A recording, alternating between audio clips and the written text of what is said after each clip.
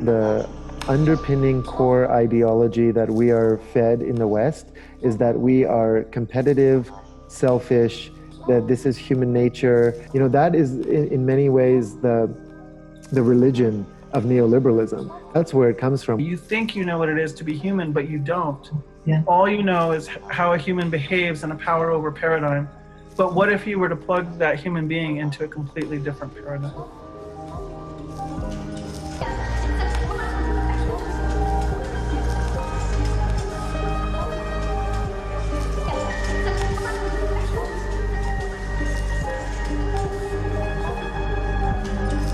For the past few hundred years, and especially in the last 4 decades, people on every continent have been increasingly at the mercy of a colonial, globalized economy. We've been imprisoned in a consumer society in which our needs are met by distant, anonymous corporations, in which external ideals of success are imposed upon us. This competitiveness that you have to prove yourself by how much faster you can climb and push down the others, and it's been a deformation of the human spirit, I do believe.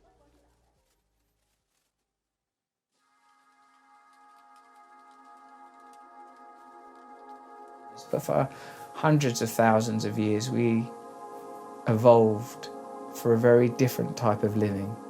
Tribalized. I don't mean tribalized as in ideological oppositionalism. I mean tribalized as I live with these 150 people. My survival is dependent on their survival. My contentment is dependent on their contentment.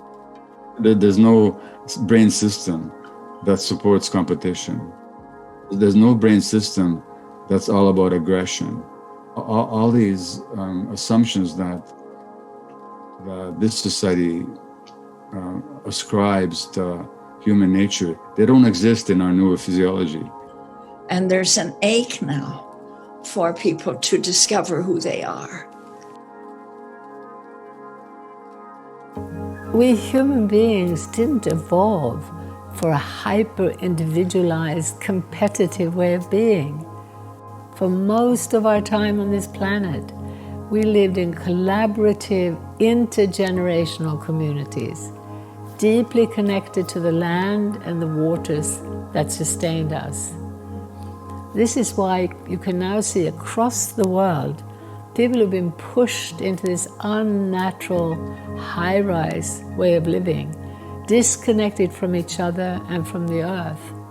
They're now developing a natural and almost biological hunger for community and connection to nature. I see that the more interest among young people about farming and moving, especially moving outside of big cities, because they are very, very hungry for communal bonds. So I see something very important is happening here.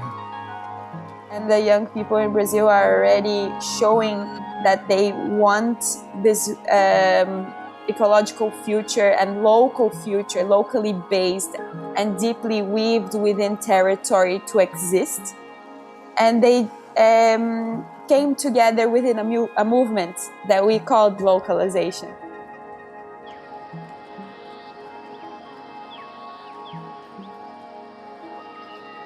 Beyond the mainstream media, on the ground on every continent, a quiet revolution is emerging. People are seeking community, collaboration, ways of life that nurture the natural world instead of destroying it. Farmers' markets, small business alliances, transition towns, mutual aid networks, community banks, agroecology schools, alternative education, permaculture, eco-villages, and more. Collectively, these diverse initiatives demonstrate a new path forward for humanity. It's a path that localizes rather than globalizes, connects rather than separates, and shows us that human beings need not be the problem. We can be the solution. We are facing an emerging global civilization and the danger of global monoculture. And it is this danger that can be countered by the localization movement. It is localization that can enable the emergence of diversity, identity, autonomy, and resilience.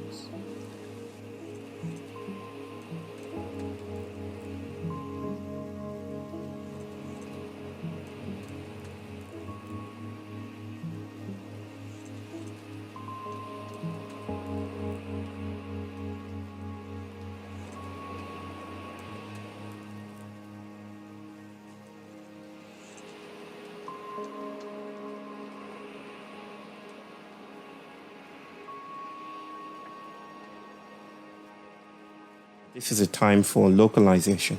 It's modest, it's simple, almost beguilingly simple. But it's also complex. It also means that we have to shapeshift. It also means we have to be different. In local economies, people can see their impact on others and on nature. This is a human scale, where the structures create transparency and accountability and bring out the best in people.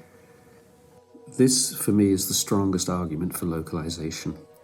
When people work locally, they look after what they're working with. They have a longer horizon. They're not thinking to the next shareholder meeting, to the next quarterly profits review. They're thinking, what would this be like for my children and grandchildren? That kind of long-term vision is profoundly ecological. People want to experience their responsibility. And that means that you carry yourself with pride and dignity because you matter. What makes a human being happy? I don't want to trivialize that question, but I would say that it is multidimensional relationships. Relationships to each other, to other people, to non-human beings, to a place. You create together. You meet physical needs for each other. You are embedded and you could say of a place, not just a separate self. But you are part of a circle, of a circle of circles of circles of circles of relationships. Therefore, you know who you are. Therefore, you have a sense of belonging. So what Mahatma Gandhi calls Swadeshi, meaning economics of the place. And we celebrate the diversity of cultures and diversity of religions and diversity of languages, but we keep ourselves rooted in the place where we live. When it comes to food, when it comes to the way that we organise power, when it comes to the way we organise health, and even, I would say, issues as potentially complex as justice, we need to localise where possible.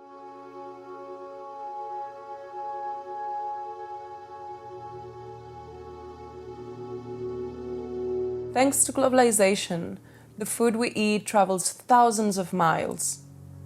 Shrimp from Scotland is shipped 6,000 miles to Thailand just to be peeled, then shipped back to be sold in the UK.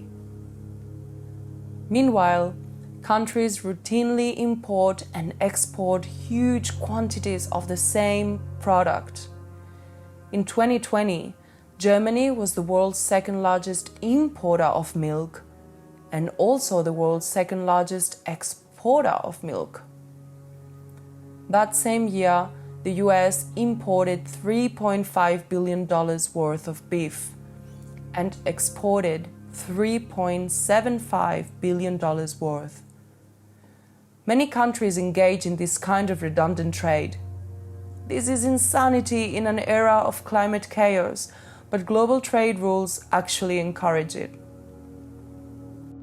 All the international maritime and air transportation, the emissions from this are not accounted by any country.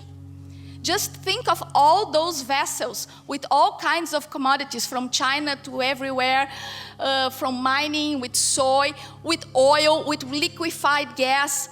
those emissions are nobody's emission, because one of the key assumptions of the climate policy is that you cannot harm trade.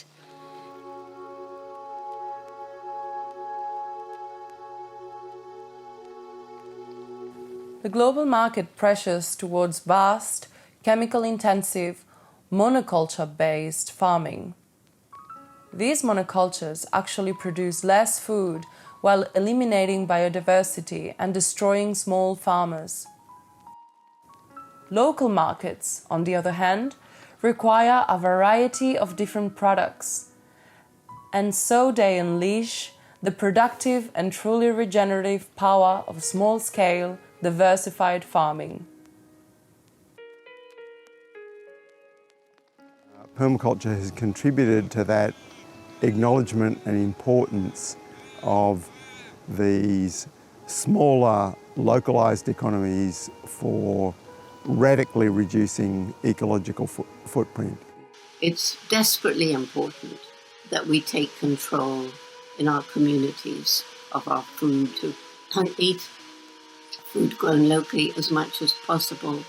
Saving seeds, learning from our nature, learning from farmers, we can grow enough food to feed all of India twice over by conserving biodiversity, regenerating the soil, regenerating the water, and healing the broken climate cycle.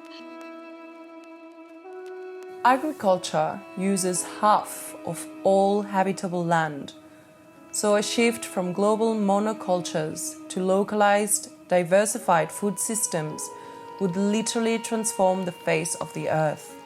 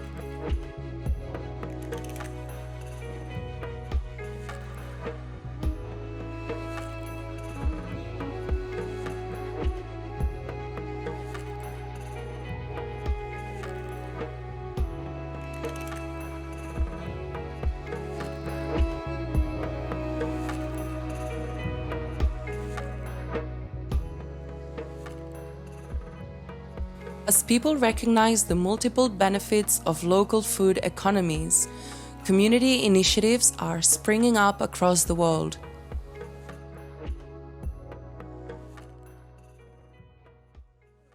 We have over 1,500 urban gardens and farms now, all across the city of Detroit. We are going to build a local ecosystem of food entrepreneurs, and we are about to build the most delicious local food economy on the planet Earth.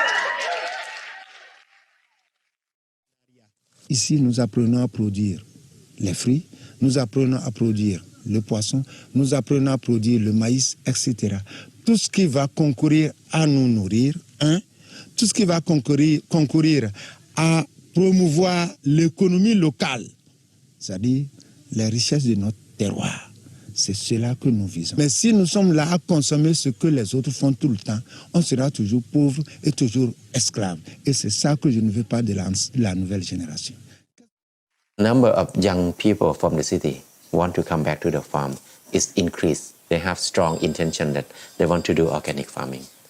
Now we do a lot of training, mainly people from the city come. And most of them ready to quit their job. Many of them looking for land, many of them bought the land already. We have a madness in this world where food that is grown around our cities is largely exported to other areas, either within the country or even outside the country. And wouldn't it be so much better if the local farmers had the opportunity to work with the local communities to bring their food into the city as was traditionally done. Bristol was once fed by peri-urban horticulture projects, like suburban market gardens, basically. Since '85, the amount of land given to this kind of agricultural production, suburban horticulture, has declined by almost 30%. In this country, it's really difficult for farmers, especially kind of new entrants to farming, to get access to land. So Bristol Food Producers is running a scheme of land matching where it tries to get people who want to have access to land to apply through Bristol Food Producers, and then it tries to match people with available land. We take pleasure in our day's work here and enjoy turning out plate food and watching people enjoy it, knowing that we know Patrick that's growing the mushroom that's on that plate. To use the products in the shop and to sell them, but also to celebrate the Bristol food movement, which is amazing. My name is Nelson Mudzingwa. I'm a smallholder farmer in the Shashe block of farms. We are demonstrating and showcasing many of the practices that we relate to our local processes of producing food and at the same time managing our environment. We believe it is a movement that is connecting different people in many different communities. They cannot survive in isolation. They would like to connect for them to be able to participate meaningfully and effectively in the politics about food system.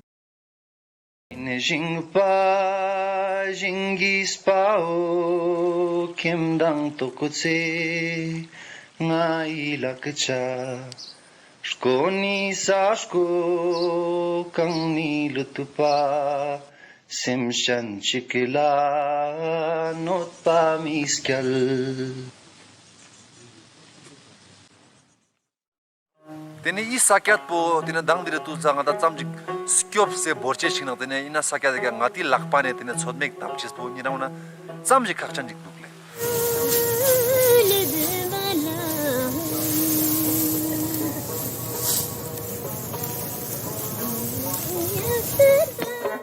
ngata ji la si cho na ta yon tan ji ke te no ka ngati abi me ka ngata lof si hoste no galal kalte zo to ngati skyop mar kyop na to ngati tor chagala le to tor na te ne ngati yon che se ne chugu na ngati chang la das pa yin zete ta che shi met pa.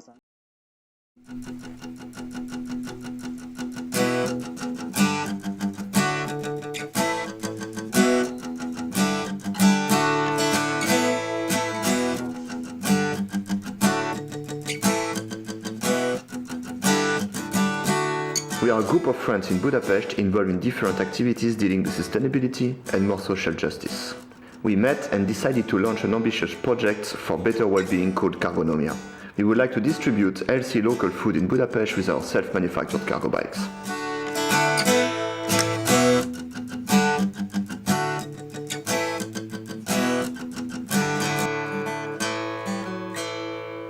We bring all that foods and also eggs, beers to Cargonomia in the city center of Budapest.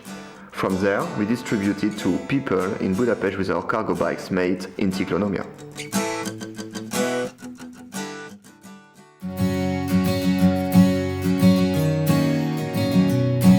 There's this widespread belief that we need big farms and ever more technology to feed the world. Actually, exactly the opposite is true. We need small-scale, diversified farms everywhere. Supporting this turnaround is an essential step in transforming the entire economic system, and is something that we can all contribute to right now, wherever we are. Local food economies are essential for restoring our health and the health of the planet as a whole. But to build those kinds of economies, we must recapture our rights from global corporations. Beyond these community efforts, localization must advocate for structural changes in the social and production relations between farmers, traders, and landlords. We hope to contribute in the building and strengthening of a global movement that will challenge the monopoly control of TNCs over food and agriculture. It starts with simple questions, actually, of where does my food come from? Where does my water come from? Who controls these systems? How are decisions made around these? And it starts to connect to larger social movements who are actually trying today to defend our territories, to defend the water resources, to defend control over our own knowledge systems. これから先、私ども日本でも多国籍企業による種の支配が始まったところです。今、ローカルって各都道府県、市町村、そういうところから我々は地方から私たちの食と種を守る。And we need policy reforms that supports localization and agroecology and community-supported agriculture. The need to have strong mass movements of farmers and small food producers, of workers and consumers, and all their advocates. So we need to support and strengthen such a strong people's movement.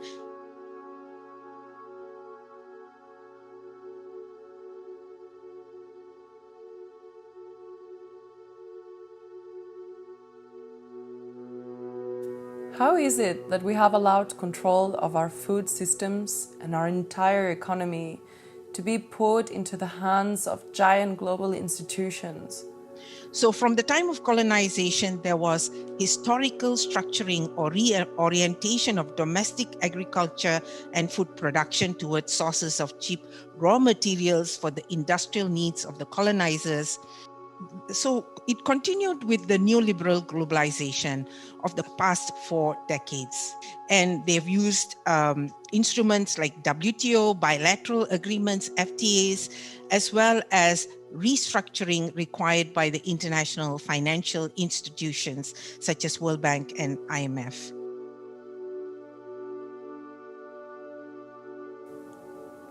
Since the 1980s, governments worldwide have been signing onto trade treaties that give multinational banks and corporations more and more freedom and power.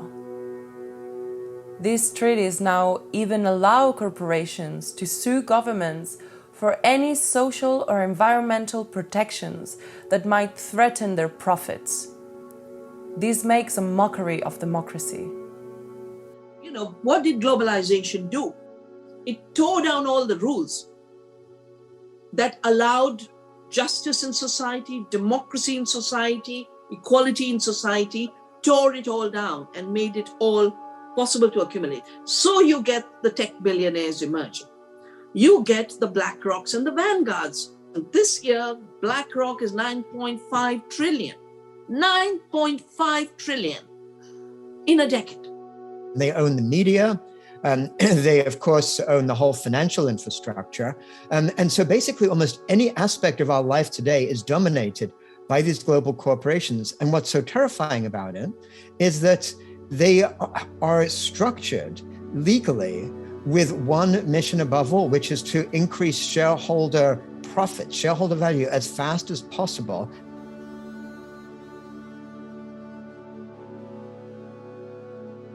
They want to reinforce the current unsustainable global system with a new technology. Now, as we move forward with this localizing movement, we have to be very, very careful with this word, new technology. Because now multinational corporations are taking over our food system with that. Can you imagine a future where multinational companies' servers on the other side of the world automatically manage the robots plowing the farming? The World Economic Forum has set the goal of digitalizing the whole world. In fact, Yale has already collected 24 million hectares of digital data from all over the world. Saudi Aramco, where energy is opportunity. Governments on both left and right are rolling out the red carpet for these corporate giants. They're freeing them from regulation they're freeing them from paying taxes, and they're subsidizing the expansion of globalizing infrastructure. At the same time, citizens, small businesses, and even national industries are squeezed for taxes and burdened by ever more red tape and bureaucracy. That's why products from the other side of the world generally cost less than local products. It's why the gap between rich and poor is so extreme. It's a completely unfair economic playing field. When you have a system that actively undermines the social network and destroys communities because it throws people out of jobs without any thought to the impact of what that will have on a local community. When a Walmart can come in and completely obliterate small local businesses, that has huge impact on people's connection to each other and therefore on their health. One of the many reasons that the technological expansion in the West and now all over the world of the last few centuries is so toxic is that it has been intimately linked with the destruction of community. And this is a breeding ground for all kinds of insecurities. According to Facebook's own research reported by the Wall Street Journal, their platforms make body image issues worse. So if you look at the statistics and the number of people that are lonely, they've gone way up in the last 30, 40 years.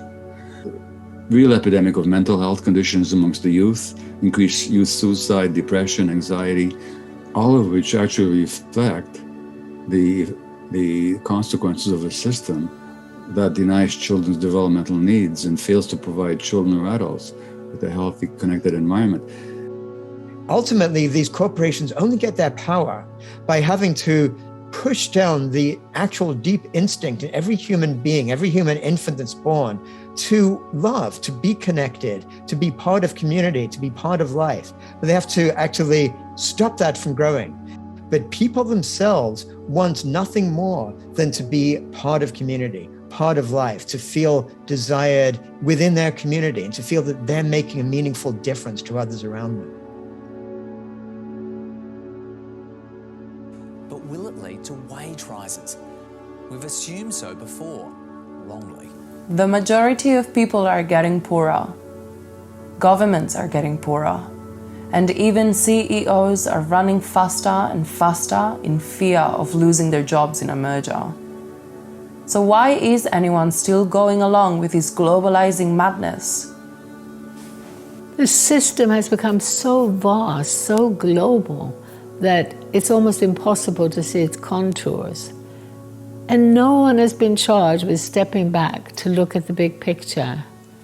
Instead, economic pressures have been demanding ever more specialization and ever more narrow perspective. So this means that the problem is not so much about evil, greedy people in charge. It's much more about a lack of awareness, about ignorance, from the grassroots to the very pinnacle of power. This is actually quite good in many ways, because the antidote to ignorance isn't complicated. It's about raising awareness.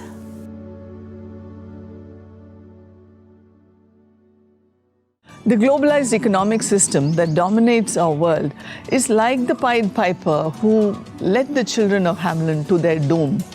With its enchanting glamour of media, consumerism, and big business, globalization has led us to so many crises like climate change, ecological disasters, widening gap between the rich and the poor, and increasing social violence and illnesses of all kinds. What gives us hope is the millions of deep thinkers and their initiatives that promote localization as a major systemic solution that we need to arrest our civilization's free fall to disaster. When we think local and we consume local, it makes for a healthier planet, because the ripple effect it causes and this community spaces that it creates is just beautiful. I'm trying to shift away from contributing to the fossil fuel economy in any way possible. It makes so much sense because the only people making money in the whole economy seem to be the people who are extracting from the system. Millions of local initiatives already exist in India for local agriculture, innumerable local crafts, creating local economies, and much more. 93% of our total workforce of India is from the unorganized sector, which includes small and localized businesses.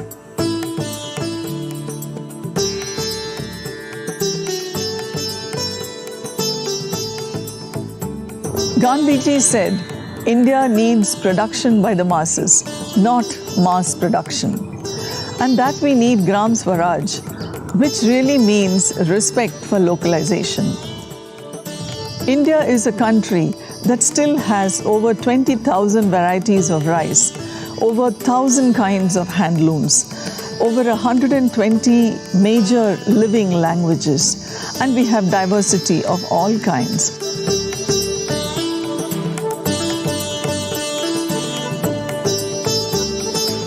We still need to follow the wisdom of Gandhiji. Sabemos que el metabolismo de la economía globalizada es irreconciliable con la finitud del sistema biofísico. De esta manera, en México como en Latinoamérica, por eso y ante esto se han construido y se han edificado una diversidad de movimientos antiglobalizadores, como movimientos de contracción, de resiliencia comunitaria. ¿Para qué? Para fortalecer en este tejido de las economías familiares.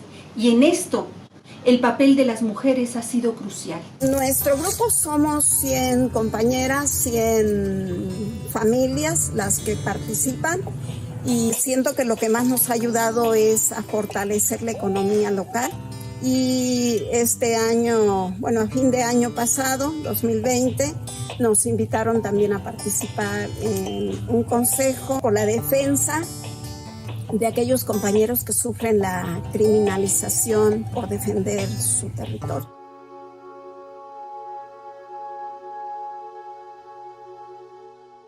Worried customers have been snapping up everything in sight. Store shelves nationwide are dwindling or totally empty. We needed a pandemic to show us how resources need to actually flow and how localized action can create amazing local responses based on a new relatedness.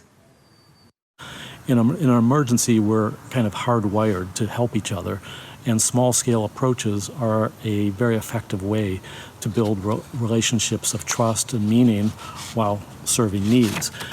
So one of the really dramatic consequences of the coronavirus pandemic is the rise all over the world of community-based mutual support groups. Some of them are amazing. At the same time, there's a growth in response to the longer-term crisis of neoliberal capitalism, which has been devastating for 40 years. There's a growth of worker-owned enterprises, collectives, community-based services spreading all over. One of the things that happens in the midst of large-scale shocks and crises is that we realize very quickly how vulnerable our globalized supply chains are. And in the rocky world of climate chaos, we're seeing many more examples of this. Localization in this context is survival. We will be facing more shocks, more novel viruses, more cataclysmic storms. Our communities must prepare by becoming more self-sufficient, more able to provide for our basic food, energy, and medical needs. Self-sufficient is not the same as isolated or parochial or insular. I'm an internationalist, but more sturdy, more ready, and more resilient communities is what we need for when the next shock comes.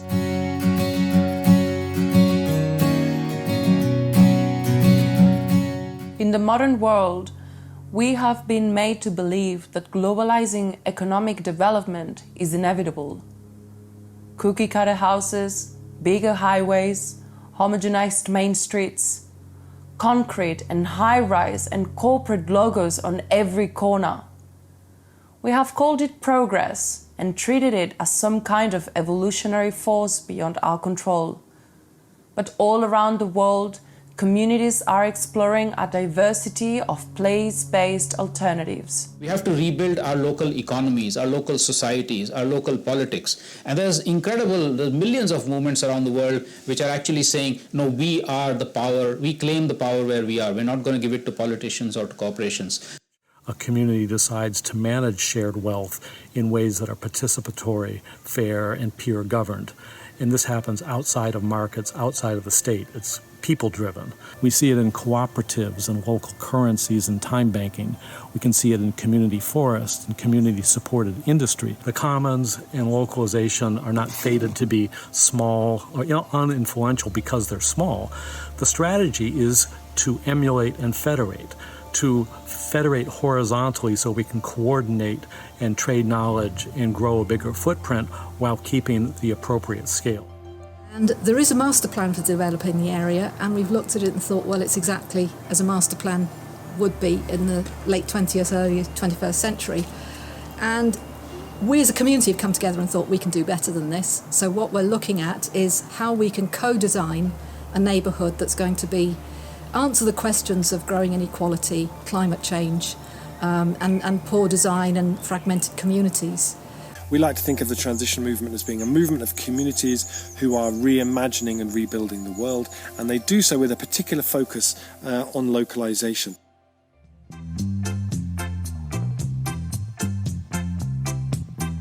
Share is an empty shop that has been converted into a library of things. I am one of 8 apprentices that have created Share, a library of things. And so the Share Shop is basically a physical hub for people to lend items to each other. So similar to a library, you can borrow stuff, but it's not just books, but it's also DIY items, tools, leisure, holiday equipment, all of that kind of thing. It reduces the amount of stuff that we need to have ourselves. You can come to the shop, repair your bike if it's got a puncture, if you've got something else to fix, just to come down. There's such a huge range of possibilities of what this shop could be. When we treat economies and communities as local as opposed to global, we have a chance to exercise real power over the way our lives are run. This is going to require great regulation of many of these centralized institutions, e.g. in the corporate world, in government. Let's create a fair playing field. Let's stop giving subsidies to big business. Let's get the tax code fair so that local economies have a fair chance to thrive. Let's stop using the Farm Bill to give 90% of our farm subsidies to the biggest farms. If we go down the list, there are so many ways in which policy is working in favor of the big guys. And if we level that playing field, and if we recognize the various benefits that local businesses bring, I think we'll get very different outcomes. ぜひそういった多様な食文化、それから多様な命をしっかりと守っていけるような法律を作っていくことによって日本国内においてもそうですし、ひいては世界においてもそうしたローカリゼーションの活動がしっかりできるようにしていきたいと思っています。 역시 전주에서도 지역화 관련해서 지역 금융이라든지 지역 에너지라든지 지역 먹거리라든지 많은 일들을 하고 있습니다. 어쨌든 이 세계화, 신자유주의의 엄청난 파고를 막는 힘, 이 지역화의 힘으로 저는 이런 작은 도시들 그리고 국가 또 지구적 연대를 한다면 저는 충분히 행복한 세상을 만들 수 있지 않을까 그렇게 생각합니다. I'm bringing a little bit of a different voice of hope, the voice from what probably most people think is an unlikely quarter to have voices of hope, and that's the business world. So when we live and work in the same community, we see every day the people that are affected by our decisions, whether they're our employees or our neighbors or our customers, our suppliers, or our environment. And we're more likely to make decisions from the heart as well as from the head. Imagine if a grassroots movement of local people decided that we could make and grow and invest in the goods and the services that our communities need. That jobs and wealth were better in the hands of the many rather than the few. That as manufacturers, family farmers, independent retailers, as energy providers, or as community bankers, that we could all just decide that it was all right to care for each other. Here at Bali, the Business Alliance for Local Living Economies, we know that real prosperity is local by its very nature. From Seattle to Cincinnati, Asheville to Minneapolis, New Orleans to Vancouver, BC, Bali is celebrating and recognizing, supporting and connecting the leaders of a new economy. Those communities in the United States with the highest density of locally owned business, there is the highest per capita job growth rate. That in those communities with the highest number of locally owned businesses, there is the highest per capita income growth rate. In other words, the best way of reducing poverty, increasing equality, is to go local. We also know that local businesses are extremely profitable. This is from Canada, and what it shows is the most profitable businesses have 10 to 20 employees. The least profitable businesses are those that are traded on the Toronto Stock Exchange.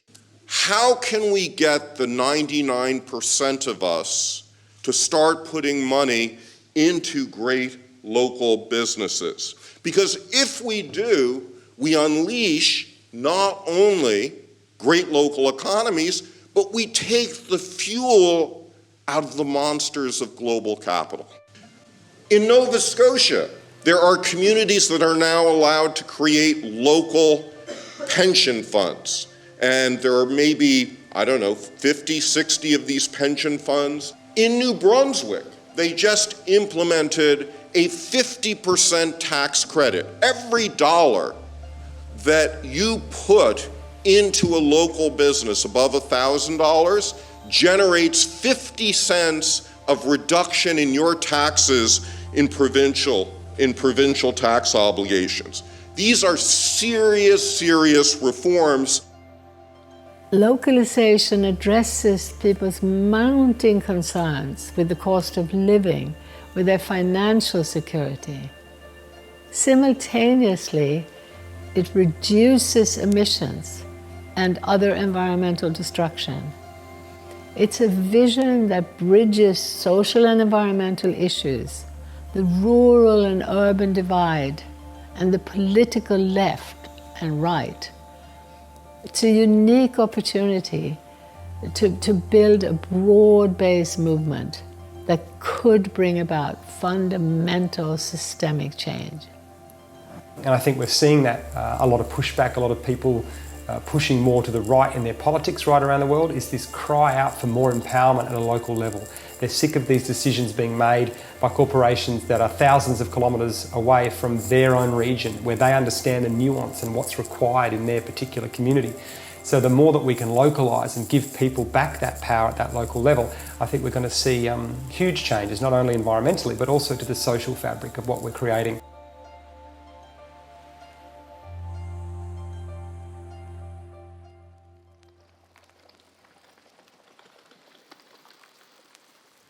Only the tiniest fraction of the global population is actively involved in promoting the continued globalization of the economy.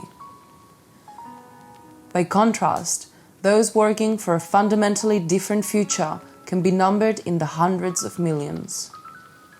Se pravi, prišli smo do mejnika, ko se bo treba resnično odločiti, v katero smer bomo šli, govorim v imenu človeštva, ali v smer, ki je človeku dana, torej k obdelovanju zemlje, k samooskrbi, k prevzemanju odgovornosti za naša lastna življenja, ali pa v smer, ki nam je ponujena, torej v globalistično, kapitalistično družbo.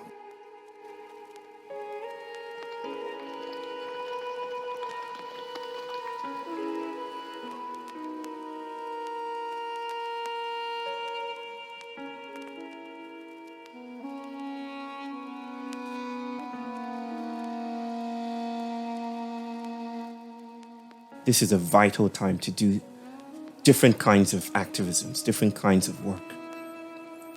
So power needs to change. Our notions of power need to change. If power is always at a distance, then we will frame economics and the economy as food coming from far away. And we will valorize, reify, ordain, and celebrate a system that denies us the immediacy of our surroundings. So do you see that the mission of this movement is bigger than ever before? Let's keep moving for localizing the whole world so that one day we can brag to our children or grandchildren that we did not give up at the critical moment to protect their future and our planet. And in Brazil, we say decolonizing our imagination. Stop thinking that industrialization is the only way to go and technology is the only way to go. There are other ways of living that it's going to make us maybe even more happy. We have to take a stand for what we are recognizing as important and essential to our full human beingness.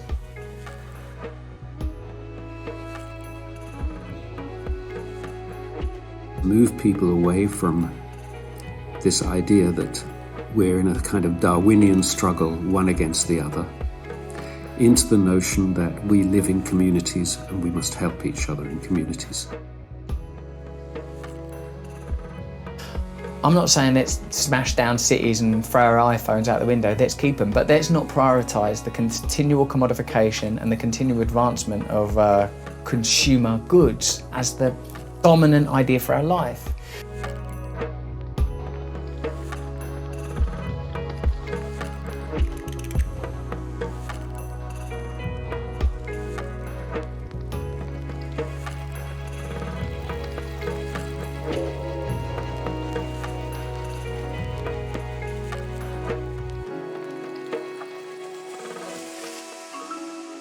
それが私たちがまさに生きること、いわゆるローカリゼーションだ。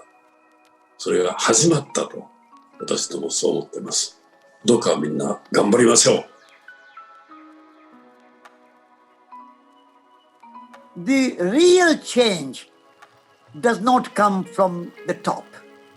Real change does not come from the center. Mahatma Gandhi did not work from the House of Parliament or President's house. Martin Luther King did not come from the White House.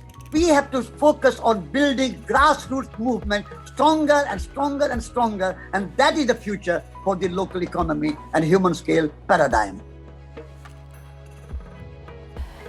Economic localization aligns with fundamental principles of life. It protects and restores biodiversity, and it answers our deep, innate human need for connection.